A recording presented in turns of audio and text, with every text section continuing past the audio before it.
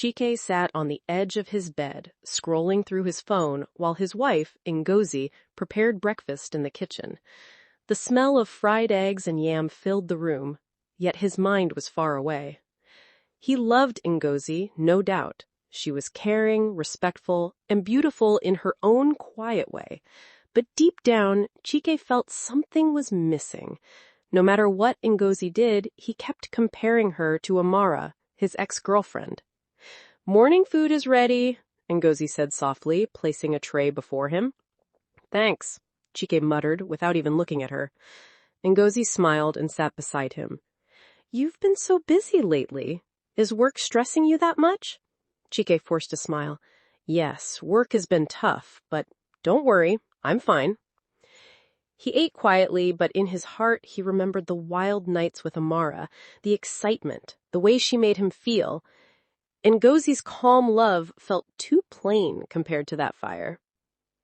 As he left for work, Ngozi kissed his cheek. "Take care of yourself." Chike nodded, but the only thing on his mind was a text message he had received last night from Amara. "I miss you. When are you coming over?" That evening, instead of heading straight home after work, Chike drove to a quiet street on the other side of town. He parked in front of a small apartment, checked his phone, and knocked gently on the door. Amara opened it with a mischievous smile. "Chike, you kept me waiting." Without another word, he stepped in and held her tightly. The warmth of her body, the familiar perfume, the daring way she looked into his eyes, it all reminded him of the passion he could never let go of. "Chike, I know I can't stay too long. My wife will ask questions," he whispered. She laughed softly, brushing her fingers across his chest. "Don't worry, you'll always have excuses. Work, meetings, traffic. You married men know how to cover your tracks." He frowned at her words, but quickly forgot as they sank into each other's arms. Hours later, as he lay on her bed, he sighed with satisfaction. Amara was everything he craved, or so he believed. When it was time to leave, she reminded him, "Don't forget to bring something for me next time. You know I have needs too." Chike nodded quickly. "I'll take care of it." Driving home late at night, he rehearsed his excuse. "Ngozi, we had an urgent meeting at the office." He smiled to himself, confident his wife would never suspect. Ngozi waited patiently in the sitting room, glancing at the clock as the hands moved slowly toward midnight. She had set the table hours ago, but the food was now cold. When she finally heard Chike's car outside, she stood up quickly, forcing a smile. "Welcome, my husband. You must be tired." He stretched his arms and gave a fake yawn. Work was too much today. We had a long meeting." Ngozi hurried to the kitchen. "I kept food for you. Let me warm it." He waved his hand. "No need. I'm too tired. I'll just take water and sleep." She watched him walk into the bedroom, her heart sinking. She had tried everything to make him happy. Cooking his favorite meals, keeping the house neat, dressing beautifully, but he seemed more distant each day. Later that night, as Chike pretended to sleep, Ngozi whispered a quiet prayer. "God, keep my marriage strong. Whatever is troubling my husband, please give me wisdom to help him." Beside her, Chike turned his back, thinking not of his wife's prayer, but of Amara's laughter, the kind that made him feel alive. While Chike believed he was the only man in Amara's life, the truth was far from it. Amara lived freely, enjoying the attention of different men who came her way. One evening, after Chike left her apartment, another man knocked on her door. A tall businessman in a fine suit walked in with a bottle of wine. "Amara, my queen," he said with a grin. "I couldn't stop thinking about you." Amara laughed, wrapping her arms around him. "You know I can't resist good company." By the next morning, Amara was already sending a sweet text to Chike, pretending she had spent the whole night alone. "I miss you already. You're the only one who knows how to make me happy." Chike smiled when he saw the message, feeling proud that he still had her love. not knowing she was busy entertaining another man at that very moment. To Amara, Chike was just one of many, nothing more than a married man who provided gifts, money, and moments of fun. But to Chike, Amara was his hidden treasure, the only one he thought could satisfy his restless desires. Chike had mastered the art of lying. Each time he wanted to see Amara, he would tell Ngozi about a late office meeting or urgent site inspection. One Friday evening, Ngozi approached him with a hopeful smile. "My husband, it's been long we went out together. Can we have dinner this weekend?" Chike hesitated, already planning to spend the weekend with Amara. Ngozi, I wish I could, but my boss just gave me extra work. Maybe another time." Her smile faded, but she nodded quietly. "It's okay. I understand." That night, Chike drove straight to Amara's house, carrying a bag of groceries and a bottle of wine. Amara squealed with excitement. "Chike, my sweet man! You always know how to take care of me." He grinned, feeling proud of himself. In his mind, he was living the best of both worlds, a loyal wife at home and a passionate lover in secret. Meanwhile, Ngozi sat alone in the sitting room, eating the dinner she had prepared for two.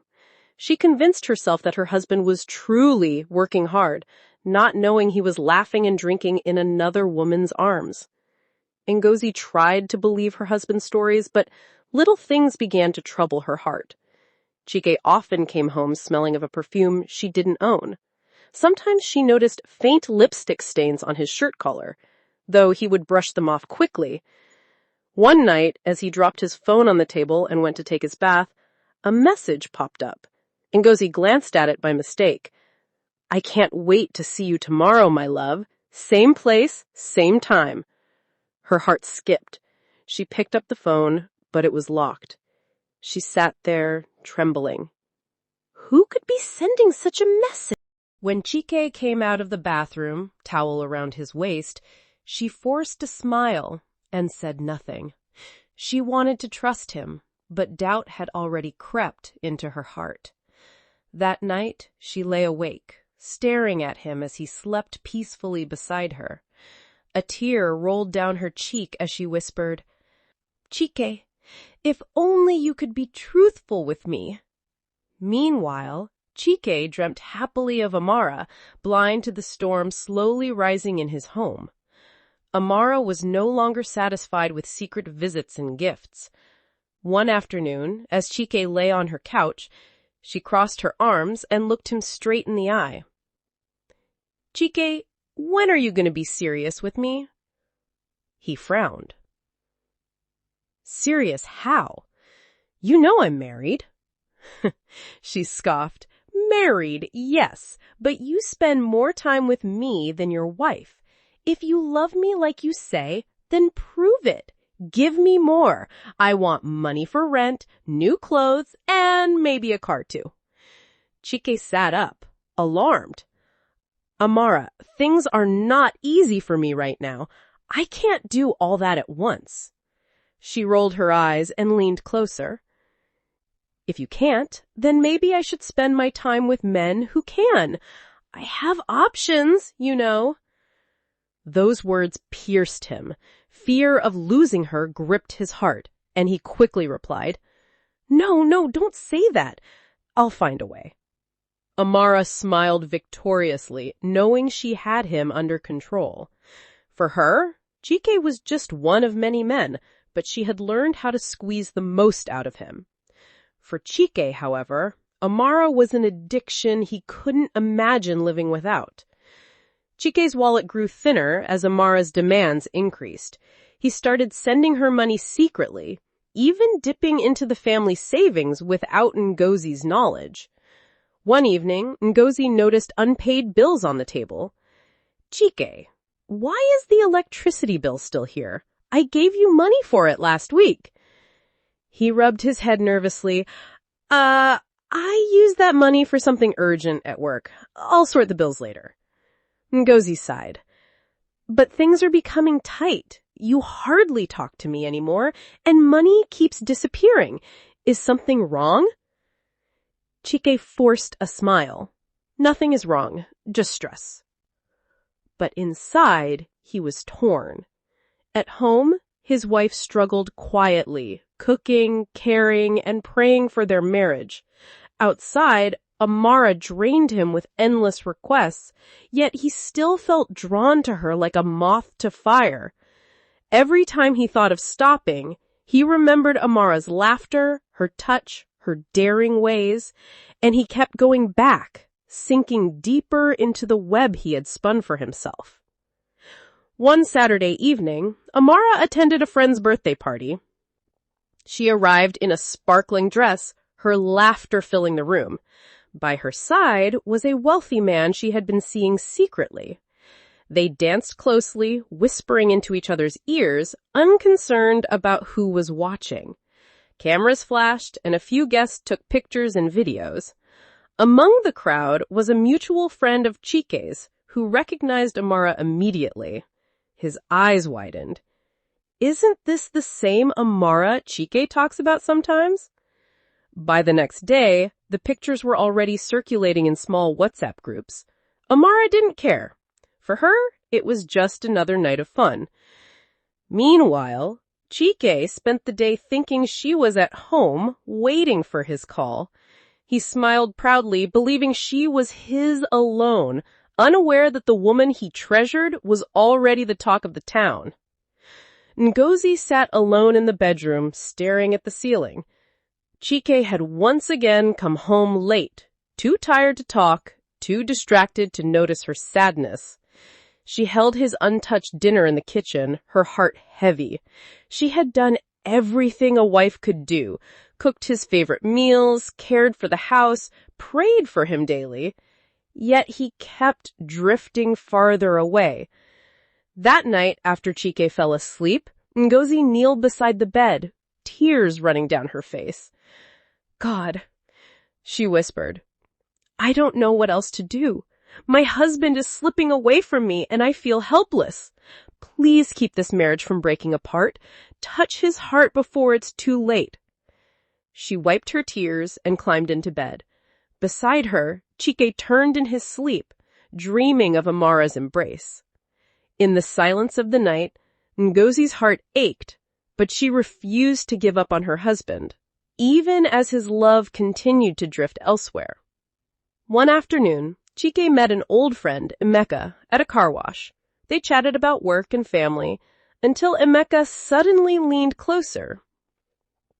Chike, I need to ask you something. Isn't Amara your friend? Chike stiffened. Yes. Why? Emeka shook his head. My brother, be careful. I saw her at a party last weekend with another man. They were all over each other. In fact, pictures are everywhere. I thought you should know. Chike's heart pounded. That's not possible. Amara isn't like that. Emeka gave him a pitying look. Chike, open your eyes. That woman is not who you think she is. Later that night, curiosity pushed Chike to search online. True to Emeka's words, he found the pictures. Amara smiling brightly, holding hands with a man in a suit, her face glowing with happiness. His hands trembled as he stared at the screen. His chest tightened with pain. So all this while, she has been lying to me? For the first time, the reality of his foolishness began to sink in. Chike sat in his car, staring blankly at the steering wheel. The images of Amara laughing with another man refused to leave his mind. He remembered all the money he had spent, all the lies he had told Ngozi, all the nights he risked everything, only to discover he was just one of many. When he confronted Amara later, she only shrugged. Chike, why are you acting like a child? Did I ever promise you I was yours alone? You're married. I'm free. I can see whoever I want. Her words cut deep, leaving him speechless. Driving home, his chest burned with regret. How could I be so blind? I had a faithful wife at home, yet I wasted my heart on someone who never valued me. That night, for the first time in years, Chike looked at Ngozi differently. She was sitting quietly on the bed, folding clothes, her face calm, but distant. Guilt washed over him. He had hurt the one person who truly loved him. But he also knew it might already be too late. The next morning, Chike tried to act differently. He joined Ngozi in the kitchen, something he hadn't done in years. "My wife," he said softly. "Let me help you." Ngozi glanced at him, surprised. "You? In the kitchen? What happened?" He forced a smile. "I just want to be closer to you." She nodded, but didn't smile back. Deep inside, Ngozi's heart had grown cold from months of neglect. She had cried too many nights alone. Later that evening, Chike brought home gifts, her favorite wrapper, a necklace, and even flowers. "Please accept this. I know I've not been the best husband." Ngozi looked at the items, but set them aside. "Chike, gifts are not what I need. I needed your love, your presence, your respect, but you chose to give them elsewhere." Her words pierced him more than Amara's betrayal. He realized he had not only lost Amara, but the warmth of his wife's heart. Regret filled his soul. He wanted to fix things, but it seemed the damage was already done. Chike tried everything to win back Ngozi's love. He came home early, stopped making excuses, and even joined her in evening prayers. But the bond they once shared was broken. One night, Ngozi finally spoke her mind. "Chike, I don't hate you, but I can't forget how you abandoned me. I begged God to help us, but you were too far gone. Now my heart feels empty." Her words shook him. He realized that trust once broken is not easily repaired. Meanwhile, Amara had completely cut him off. She blocked his calls, stopped replying to his messages, and was seen openly with her new man. Chike was left with nothing but memories of her mocking laughter. At home, Ngozi still cared for him as a wife, but the joy was gone. Their marriage became like a house standing, but without life inside. Chike sat alone many nights, staring into the darkness, whispering to himself. "I traded gold for dust. I lost my wife chasing shadows." Chike's life became a shadow of what it once was. He still had his home, his job, and his wife by his side, but the spark was gone. Ngozi carried out her duties faithfully, but her laughter was no longer the same. She smiled less, spoke less, and only gave him the respect of a wife, not the warmth of a lover. One evening, Chike sat outside, watching children play in the compound. His neighbor, an old man, joined him. "Chike," the old man said, "a man who abandons his wife for another woman is like someone who pours water on the ground while holding an empty cup. In the end, he will thirst." Those words pierced him deeply. He realized he had destroyed his own happiness. Amara had used him and left him, while his wife, his true treasure, had been wounded beyond repair. From that day, Chike lived with quiet regret.